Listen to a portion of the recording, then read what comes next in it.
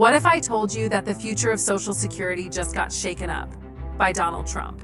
Rumors are flying, headlines are exploding, and social media is asking one wild question. Did Trump just end Social Security taxes? Could it be true? Are your paychecks about to get bigger while Social Security disappears? Or is this just political noise wrapped in confusion? Well, today, we're cutting through the fog. We're going to unpack what's really going on, what Trump actually said, and what it means for your taxes, retirement, and America's most important safety net. Stick around, because the truth may surprise you. So where did all of this talk come from?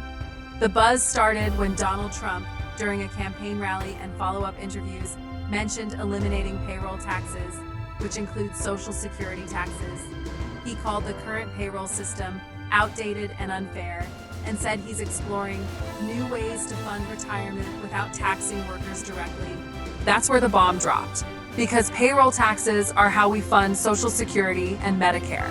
When Trump floated this idea, many thought he was saying goodbye to the Social Security tax, and by extension, maybe even Social Security itself.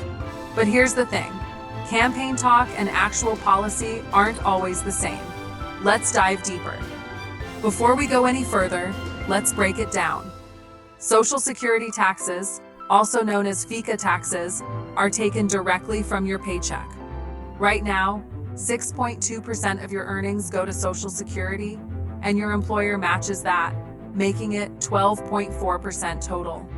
That money goes into a trust fund to pay current retirees and disabled Americans. In other words, you're not saving for your own future, you're funding someone else's today. It's a pay-as-you-go system, and while it's been working for decades, it's also facing serious pressure with an aging population and a shrinking workforce. That's why Trump's remarks hit such a nerve. If you remove Social Security taxes, how do you fund Social Security at all? Let's be absolutely clear. Trump has not ended Social Security taxes. There's no executive order, no law, and no policy right now that ends or suspends the payroll tax on a permanent basis. However, this isn't the first time Trump has floated the idea. Back in 2020, during the pandemic, he issued a temporary payroll tax deferral to help workers take home more pay during the crisis. It wasn't forgiveness, it was a delay, and employees still had to pay it back later. So when he talks about ending payroll taxes again, we need to look at the pattern. Trump tends to use big, bold language to spark debate, but whether or not it becomes actual policy depends on Congress and the political will to restructure one of the most entrenched programs in American history. Let's imagine for a second that Trump did end Social Security taxes. What would happen? First, you'd get more money in your paycheck, about 6.2% more to be exact. Employers would save the same amount. That's the upside. But the downside? Social Security would lose its primary funding source, nearly $1.2 trillion a year. Unless Congress found another way to pay for it, like using general tax revenue or creating a new system, the program could collapse in a matter of years. And that's why economists and policy experts sounded the alarm after Trump's recent comments.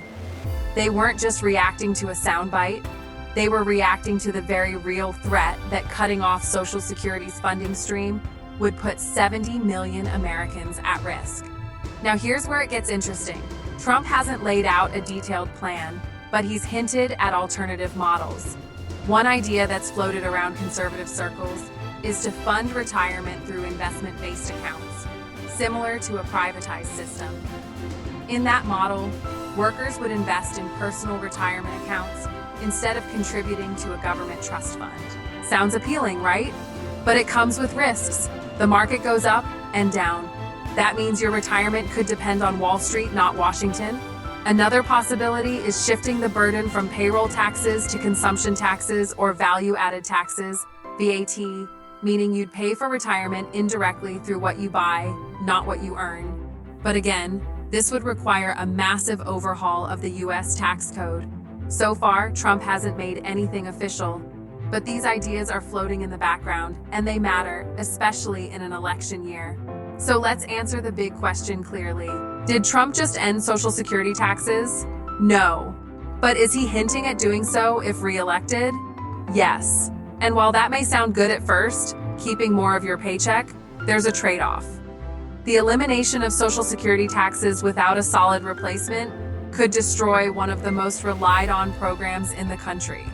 For now, Social Security remains intact. The payroll tax is still being collected. But as Trump ramps up his campaign and floats these bold ideas, Americans need to stay alert. Because what sounds like a tax break today could become a retirement crisis tomorrow. If you found this breakdown helpful, don't forget to like this video and subscribe to our channel for more clear, no-fluff explanations on the economy, taxes, and what's really happening behind the headlines. This isn't just news, it's your future. Stay informed, stay sharp, and we'll see you in the next video.